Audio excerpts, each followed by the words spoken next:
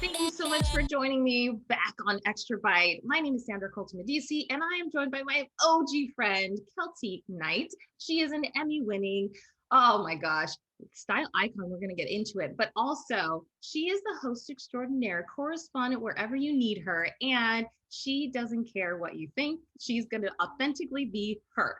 Boom. Yes. So I wanted to make sure that you have three different things, three sides of Keltie that you probably don't see all the time.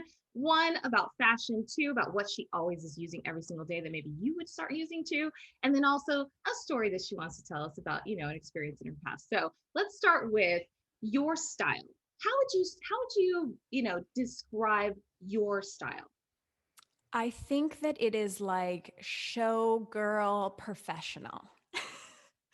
So there's a part of me, I mean, obviously red carpet season is canceled this year, but there's a part of me that I love the fancy and I'm still like wanting to be in a costume at all times. So an accoutrement, a hair bow, a jewelry, a shoulder pad like you have on, like, I'm always about the extra. But then I'm a professional lady. So I'm like in a heel and I'm wearing a wide leg pant and I got a nice handbag. Nice. Well, I've seen some of that on your Instagram. So Thank if you. you want a little taste of that, go to her Instagram as well. I think it's at Keltie. Yep. Yep. But when I was listening to your podcast, I was listening to hashtags and something about Sexy uh, mature. sexy mature. So is that part of your style, or is that just an inner confidence? Well, Sexy Mature came about.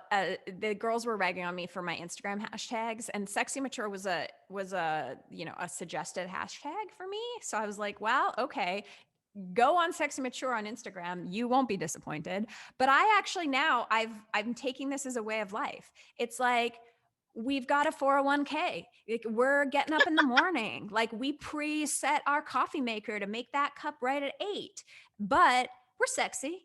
Like we're mature, but we're sexy mature. I think it's like a way of life now. I feel like it's going to be your next book title somehow. Please. Sexy mature sounds really good. I also have a book title. I want to know what your listeners think.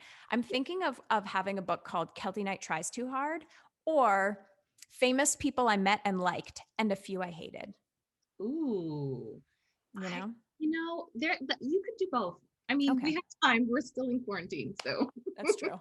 yeah. So let's talk about, red carpet posing, because you have been one critiquing them, and then Yep. also on the other side performing them. So, what is your favorite red carpet pose?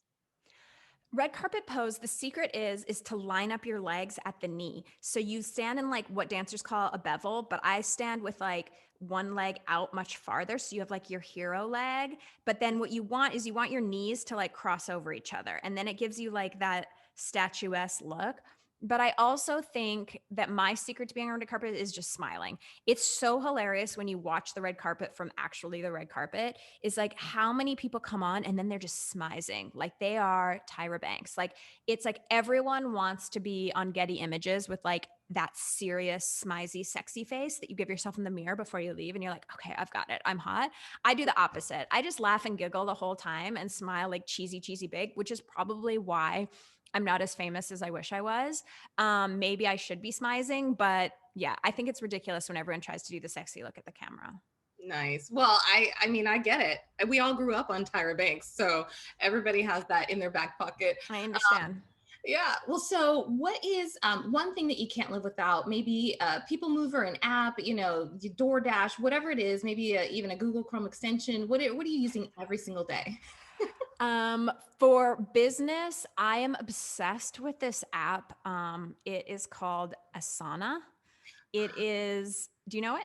I do. Okay. So for all the people in my life, I have like these to-do lists, and Asana is really great because you can add the to-dos and they get them out of your brain so they don't just swirl, and then it automatically sends them to the person that needs to do it, and it can be yourself. And then every morning it sends me an email with like all the things I need to do every day, and I just like love a list. So that's that. For my own lady life, I do want to shout out, there's a skincare company called Weldita, and they make the best face cream. I think it's better than La Mer, and it's $12 on Amazon or Whole Foods, and it's called Skin Food, and it's in a green bottle. And I was on the plane to the Victoria's Secret fashion show in Paris many years ago. I sat beside the Victoria's Secret makeup artist, and I was like, tell me one thing I need to get. And she was like, all the girls use Skin Food on their entire bodies, but you can use it on your face too. It's the best Whole moisturizer ever. body? $12. Yep.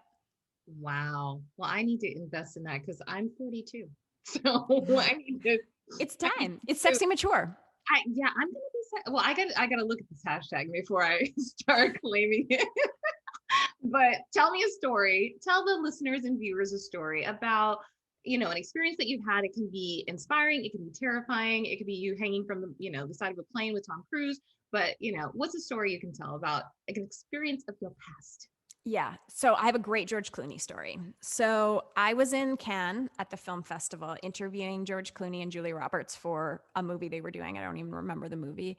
And Cannes is filled with like AAA list celebrities, so it's kind of like one after the other of these really high profile interviews. And it's a lot of pressure on an interviewer because you get like 5 minutes with them in a room and you have to make magic.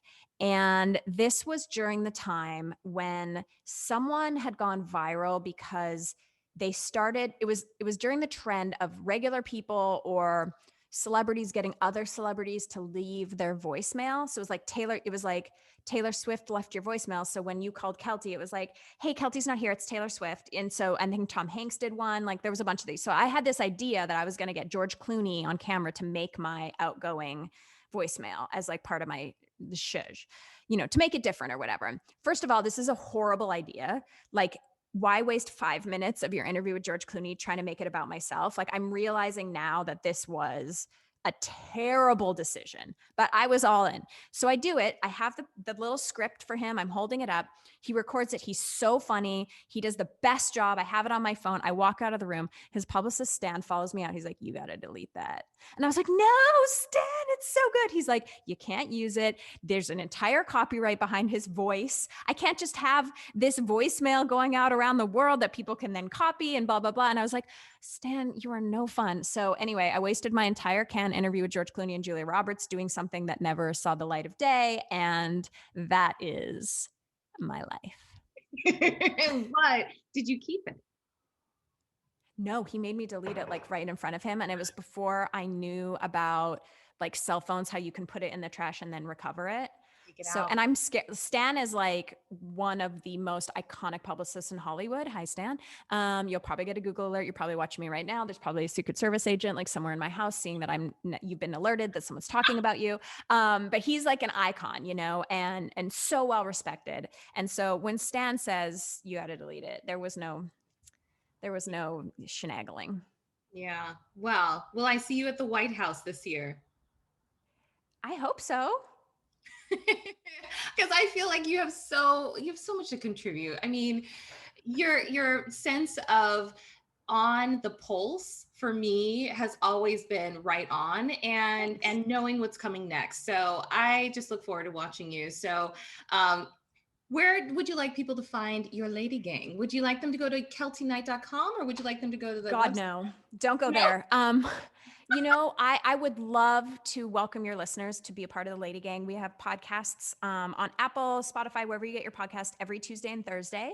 We have great celebrity guests. I mean, we just had Lisa Vanderpump. We had Bethany Frankel. We've had RuPaul. We've had Shania Twain. I mean, we have great celebrity guests, but we also have a lot of fun, just the three of us.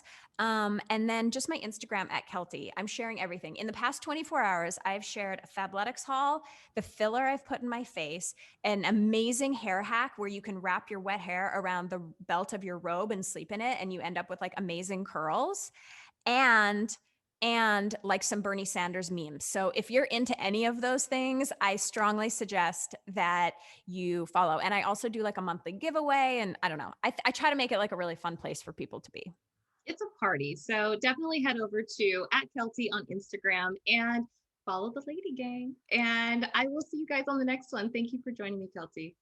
You're the best. You're the OG. I'm so happy for you. Thank you for having me. Yes. Mwah. Bye bye.